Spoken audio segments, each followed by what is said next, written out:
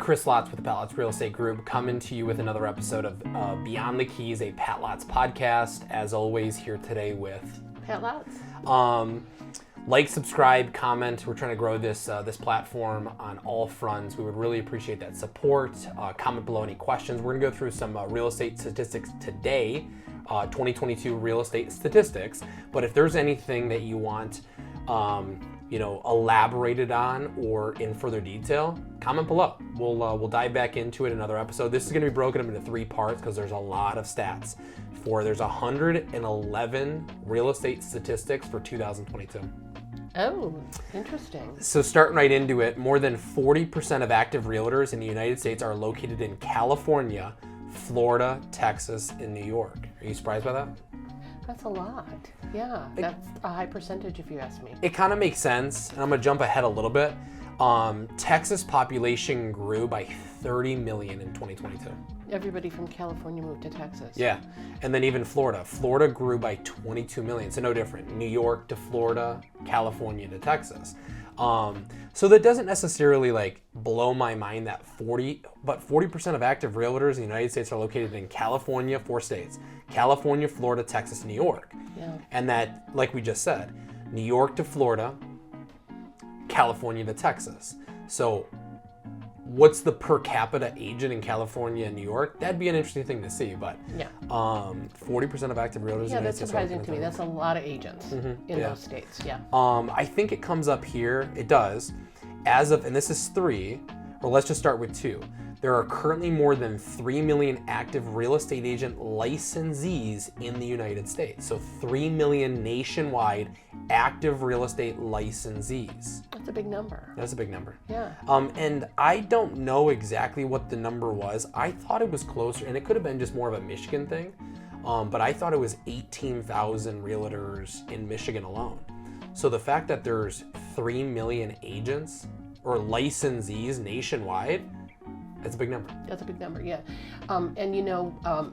It varies as far as year to year as far as how many agents are in Michigan, but that's a stat we'll pull and figure that out. And active licensees versus practicing real estate agents, there's a huge difference on that. And the next stat even talks about that is as of July 2022, there was 1.6 million members of the National Association of Realtors. Mm-hmm. And that's not a direct correlation to agents that are practicing, but at the end of the day, you take that 3 million licensees, maybe half are active, and out of those, that half or that 1.5 million, how many are full-time agents? Right. That's the better stat, and maybe it comes up.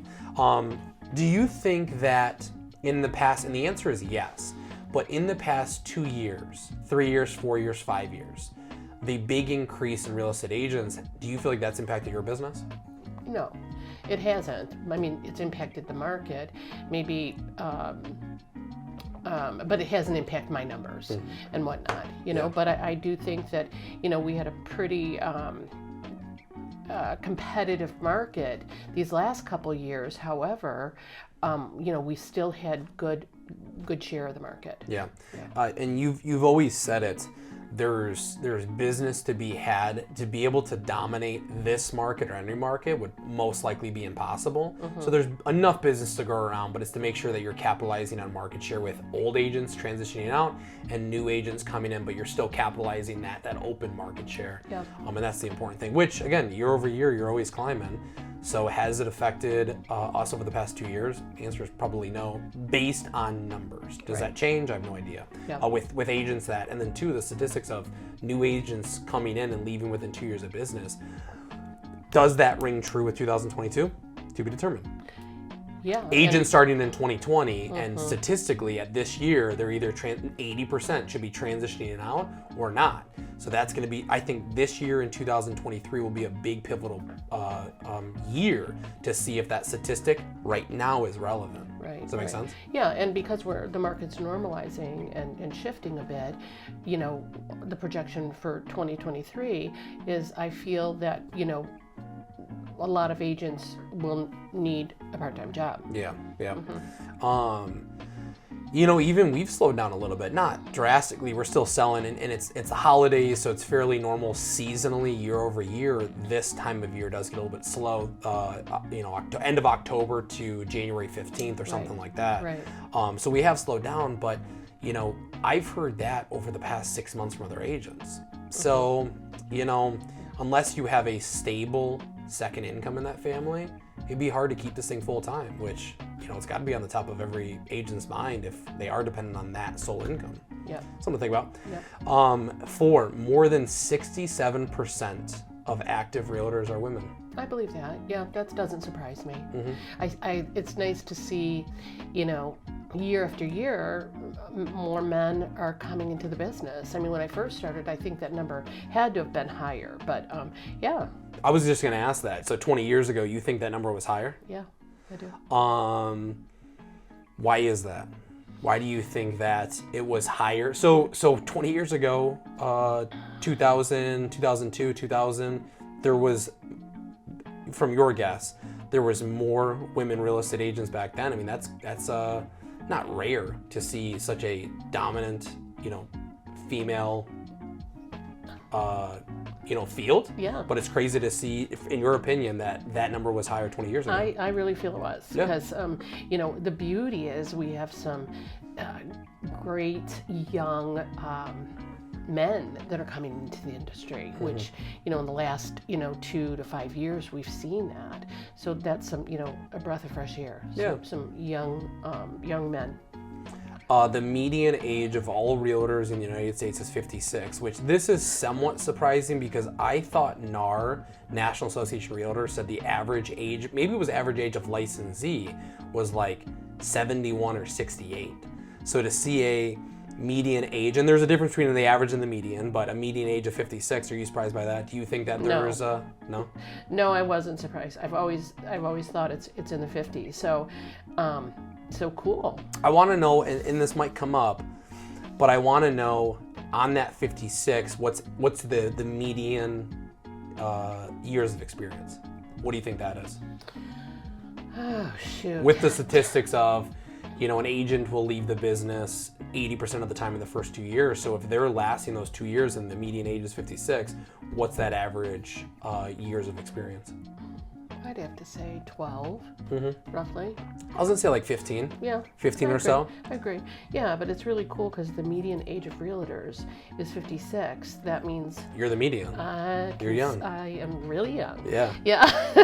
And I think it was broken down a little bit further for ages, but it'd be kind of curious to see the 70s to 75s, 75 plus, how many agents are within those age brackets. Well, and those agents too probably, use their license still for just referral purposes. So yeah, back to the 3 million active real estate licensees, but not an active member within NAR or something like that. Yeah. 45% of realtors have completed a bachelor's degree or graduate degree. That's awesome. I didn't know it was that high. I think that is, that's great to see. The ceiling of entry with real estate agents is a little bit low. It's a 40-hour course and an exam, which I believe that should be a little bit higher. But to your point, it is interesting to see that it's at 45%, 50-50 ultimately, when the ceiling is so low sometimes. Granted, I think that's the testament to, if you last in this industry and you can make it work, you can make it work. But people are getting degrees or getting graduate degrees and realizing that they might be able to have a better livelihood or a career within real estate. Yeah, and I'm a product of that. You are. I have a degree. Of that, yeah, and the neat thing is that it's one thing is book smart and education in college. Another is, this is like street smart. You have to have the knowledge and you learn it as you go through, but there's a lot of stuff to learn. I was just gonna say, do you think that matters? Which I was just having a conversation in our closing with a young guy about degrees and what's applicable and what we've used or what we've learned and what we're using today, and there's just no tangible. What we learn in college is not what we're using within real estate, but it's a good gauge for how an individual might coexist within a corporation. So back to ceiling of entry, we're never going to be at a point in time where you need to have a college degree to be a real estate agent. But there are times where the good, bad, and the ugly of real estate agents, when you look at some of the bads, maybe they don't have that experience. Maybe they do have that experience and they don't have the street smart. So where do you think that kind of falls together in a perfect world? Well, the thing is that with an education, I'm a firm believer that too you can learn anything if you're trained properly. But you come in college, it's you're getting finance background, that accounting, those kind of things, some sales experience. So I think that I just think some of it is applicable. Yeah. So you bring that to the table, but you bring any field you go in, you're bringing your history back to the table. And this is very speculative and one step further, but the transactions that you may or may not have had that were bad, and agents in which we see bad agents all day long, but in those situations, do you think that they don't have a college degree? And do you think that not necessarily? No. And then too, I think that we probably would say that even good agents don't have a degree. Yeah. It might not be a metric, but at times it might be something that will just help with problem solving, dealing with issues, task management, so on and so forth, good communication. But again, there's probably not a direct correlation to the ones that are successful that do have the degrees and don't have degrees. No, and too, like in any field, you have not successful doctors. And why is that? Because they don't have a great bedside manner, or, they're in business by themselves and they don't have business savviness, and two, there's a lot to go into your own business. And there could be somebody I was just talking to has a great idea for business. He's incredibly artistic ability with wood. He doesn't have the business sense to market himself and his products. So no. Yeah. I think it's a lot of things thrown together that make you successful in whatever you do. Yeah. This next one's a little interesting. So 18% of realtors have had their license for a year or less. Wow. 18%. That's substantially low.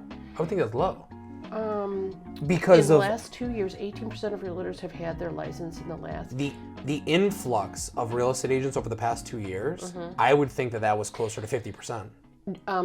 I see what you're saying. I see what you're saying, because we've had a lot of newcomers in because the market was so hot. And that means that, a lot of agents potentially are, a year or less. So they haven't hit those 2 years, and that's where I think that statistic comes in, is 70% of real estate agents quit in their first 2 years.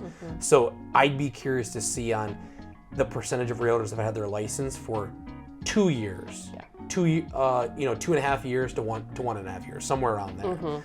That might be closer to that 50%.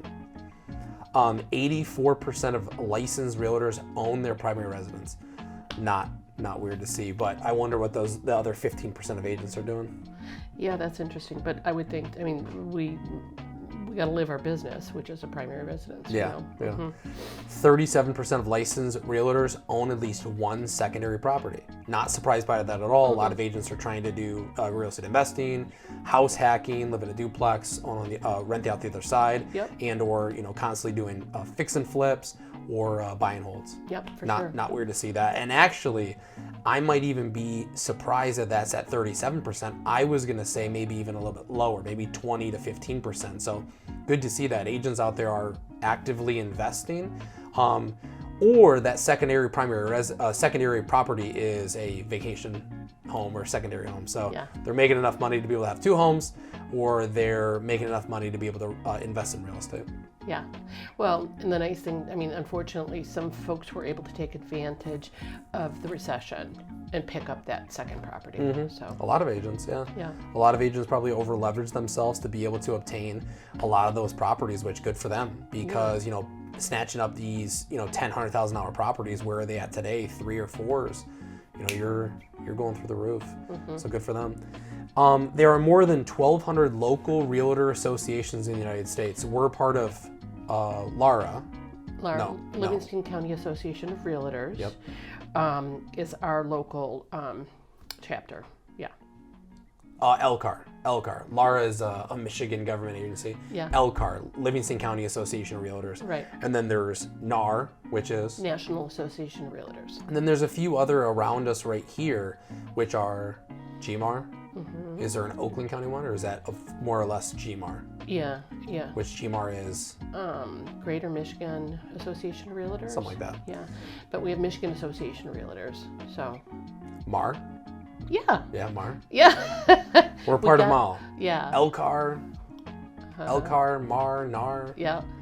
All the R's. More than 40%. Are you surprised by that 1,200 number? That does seem a little bit low. Would you like to see that we're affiliated with an association that's more generalized than specialized? Do you think there's a need for an LCAR, a GMAR versus a MAR? I just like the smaller communities, I think. Yeah. So do you think that LCAR has not an impact on our business, but how is LCAR benefiting the realtor community here locally? Well, I mean, I think that there's a lot of advantages for our local chapter, which, again, we have a personal relationship with them, the education that they provide, the tools and training, their visibility in the community. So yeah, there's even they're also stakeholders within Realcom.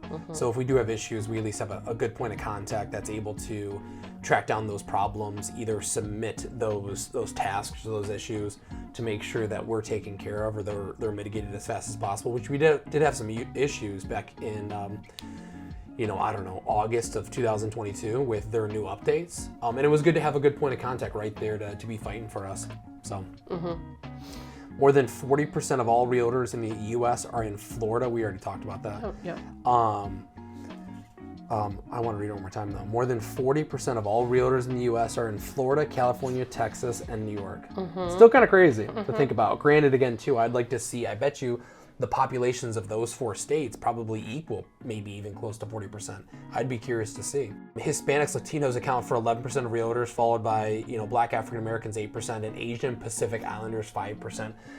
That's kind of a cool metric to see more diversity coming through any field or organization. Absolutely. But I'd be, it seems like there's an opportunity then for Hispanic Latinos, and then even Hispanic Latino specifically in certain communities like California, Texas, if you're able to breach that bilingual. Yeah. I think it'd be a massive, I think that would be massive wonderful. opportunity. Yeah. Well, even here, when we have, we work with folks, minorities, it's awesome because I think they could really capture more market share, the fact that they have 2 languages. Yeah. I think it's really impressive. I would think so. 67% of all real estate licenses in the United States are held by agents. The rest are held by brokers and associate brokers. Not blown away by that statistic, but at the same time, what's the benefit of, you have some friends that are brokers or associate brokers. What are the benefits of not just being an agent, but a broker, an associate broker, continuing with your education?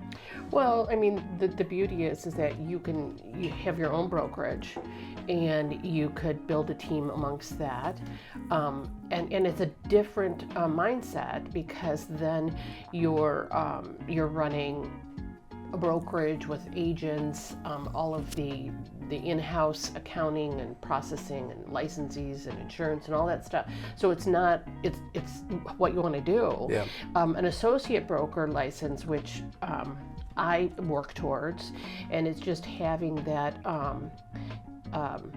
ability to have that license, and what you can do with it. But I feel that I'm a salesperson. I like on the front line, and that's what I like to do. So there's a lot of growth and different opportunities with the associate in the brokerage. And a lot of brokerages and organizations and entities will always push people to becoming brokers and growing those teams. And I think it just comes down to goals and expectations. Is, do you want to have a lean and mean group, or partnership, or solo agent mentality, or are you building the team? But I don't think that you're able to do both. I think you need to have the entrepreneur hat on in growing a team, or you're on the front lines being an agent, just grinding and working hard.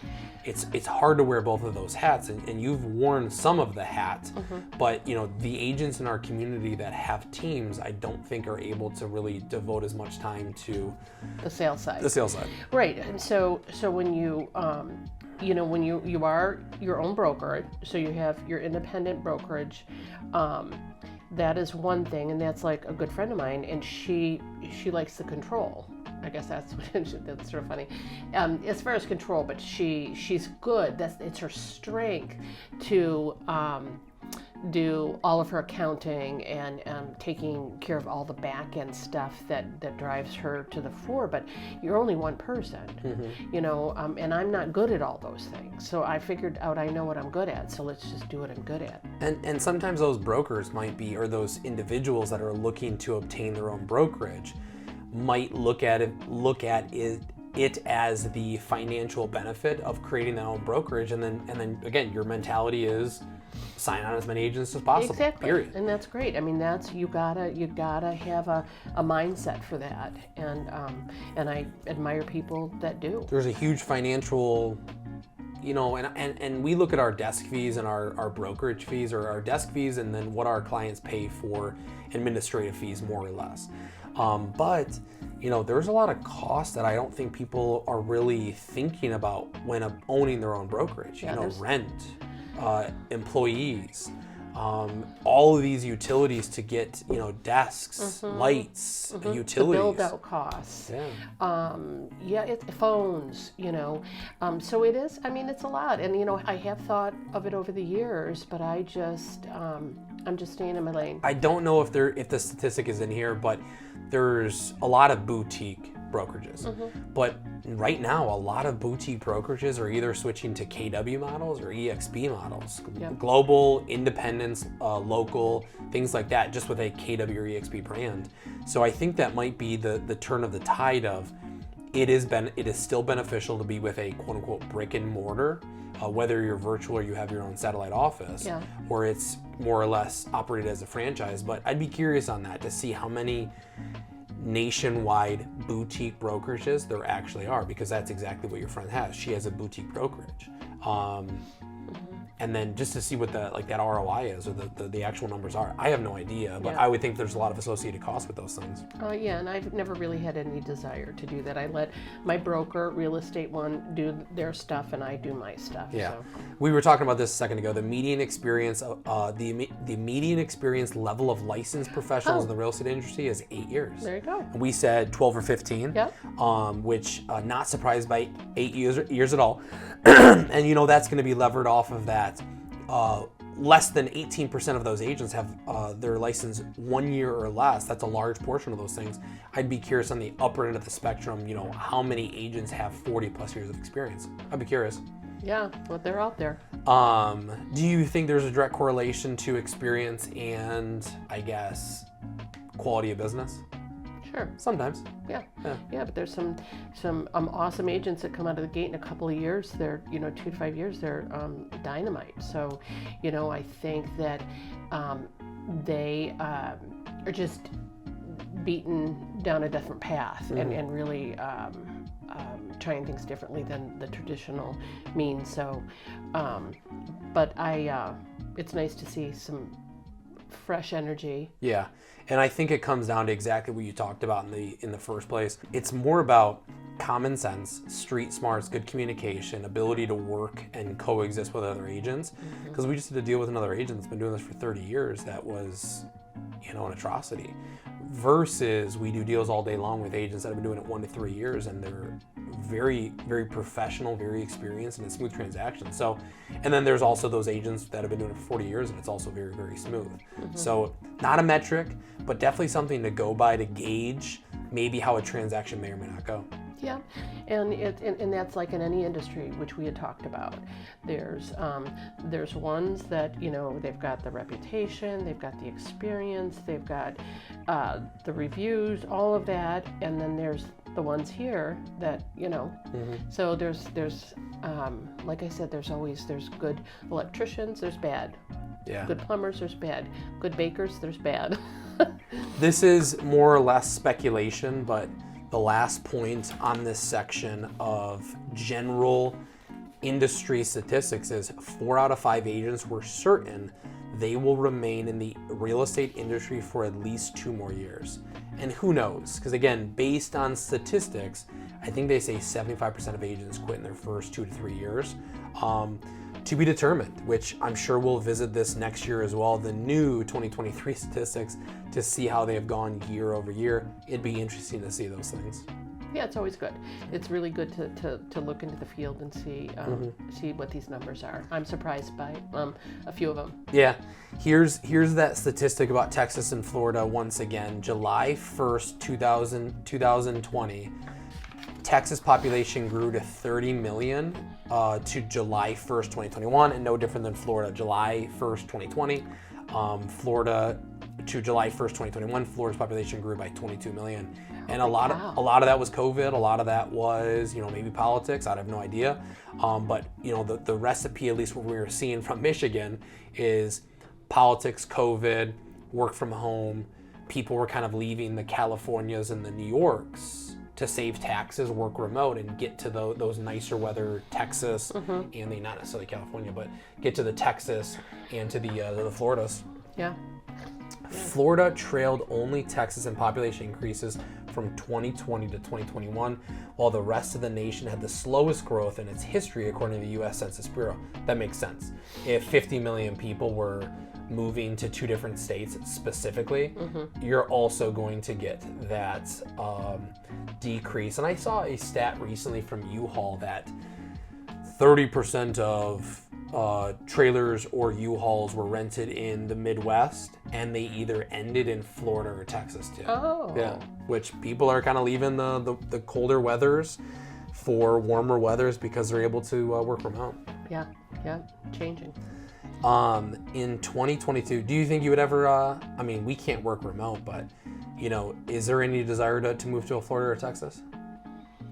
Not really. I wouldn't mind going down for a month or two, like in the cold weather, but I don't mind even just going to Georgia to see Ben and Ashlyn and the babies. There's a lot of agents that are doing EXP,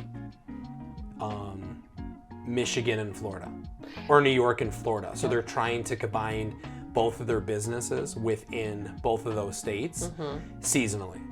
And I don't know what that looks like. I don't know if it's 2 to 3 months, but a lot of agents you're seeing more now try to bridge that gap. I know of some agents that have bought down in Florida, and they're trying to establish down there and eventually maybe retire down there. So I've seen a lot of that taking place. So more power to them. That's very ambitious. And you worked with an agent that just outwardly moved to Florida. She was not going to try both states, right, Susan? She was going to try both states, or she was just predominantly going to focus in on Florida? She just was relocating down to Florida. And then things changed and she moved back? Temporarily. And then, and that was because the recession hit us. So she tried to go and establish business down in Florida, and when we were heading into the recession, everything went to heck in a handbasket. So her plan backfired. Yeah. Unfortunately, she came back to Michigan. Gotcha. So a little bit different than what people are doing nowadays is they're really trying to capture both businesses in both markets. And there's even some of these EXP agents that have, granted, that's EXP's model to a certain extent, to sign on new agents, which I get. I'd also like to see the average unit per EXP agent. I think it's somewhere between 2 to 5.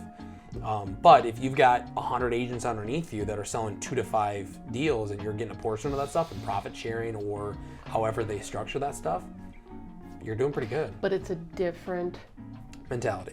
It's a different business. But it's a different business. So I am selling real estate, and I am doing real estate.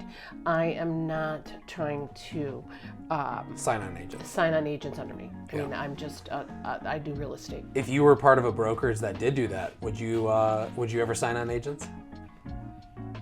And over your past 22 years, how many agents could you have signed on? Probably a lot. What do you think? 100? probably. Maybe not. Maybe like 50. Yeah. Something like that. Yeah, but that's a full-time job. That is a full-time job. So where are you going to put your energy and efforts? It's again where your strengths are. Yeah, no different than what we're talking about. In 2022, migration to Florida is being led by Californians and New Yorkers.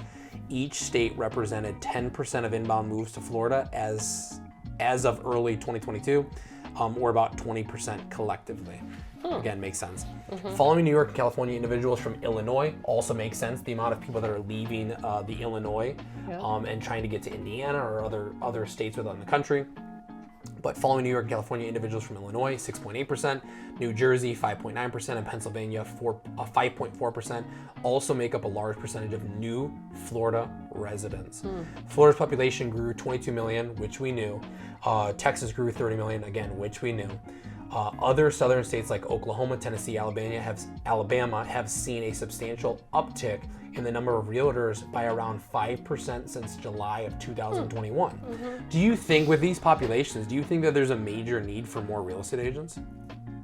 Not necessarily. I think that's my biggest takeaway is it makes sense why COVID, maybe politics, maybe saving on taxes, maybe working from home, why all of these large states with large metro areas, Chicago, New Jersey, just rural of Philadelphia and New York, and then Pennsylvania, rural Pittsburgh and Philadelphia, of why people are going to zero income tax states if they can work remote.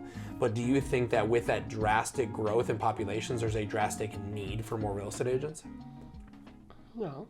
I mean, maybe in certain areas is what I would think. But another reason people that are moving, which is really interesting, is first because they can work remote, they're getting closer to family.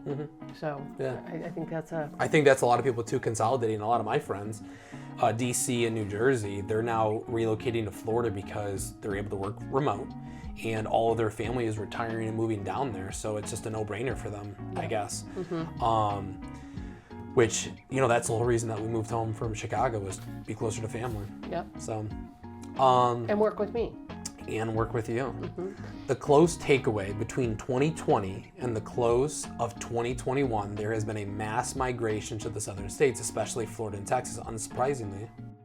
Well, we have hit our time.